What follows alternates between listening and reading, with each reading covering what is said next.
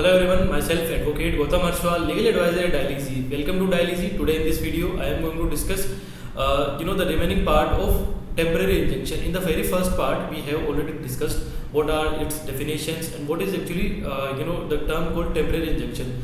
This is the second part of that first video. If you have not watched it, go and watch it. It is on the channel.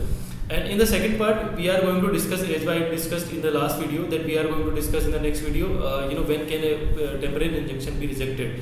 What are the grounds? In this video, I am going to discuss the most important 10 grounds under which a temporary injunction can be rejected. So let's start our discussion without any further delay. The circumstances in which a temporary injunction can be granted is governed by Order 39, Rule 1 of Code of Civil Procedure 1908.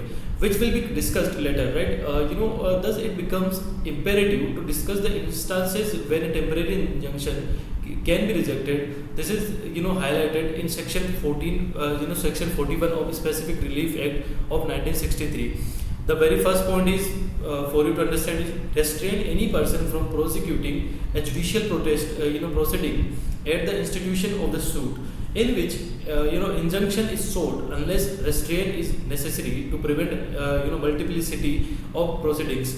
To restrain any person from instituting or prosecuting any proceeding in a court not subordinate to that from which injunction is sought. The third thing is to restrain any person from applying to any legislative body. The fourth point is to restrain any person from instituting or prosecuting any proceeding in a criminal matter. The fifth point is to prevent the breach of a contract.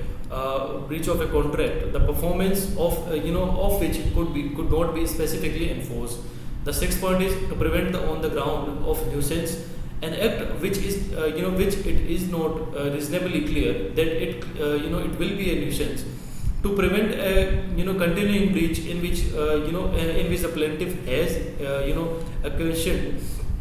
The eighth point is when equally efficacious relief can certainly be obtained by any other usual mode of proceeding except in case of breach of trust. The ninth point is when the conduct of the plaintiff or his agents has been such as to disentitle him to the assistance of the court. The last but not the least is when the plaintiff has no personal interest in the matter. So that's all about our discussion. I hope you understood what is temporary injunction and why it is on what grounds it can be rejected. So thanks for watching the video. If you like it, do share the video with your close ones. And if you are new on this channel, don't forget to subscribe the channel, because we always come with some legal content and new business ideas on Dial Easy. See you in the next video. Till then, bye bye. Take care.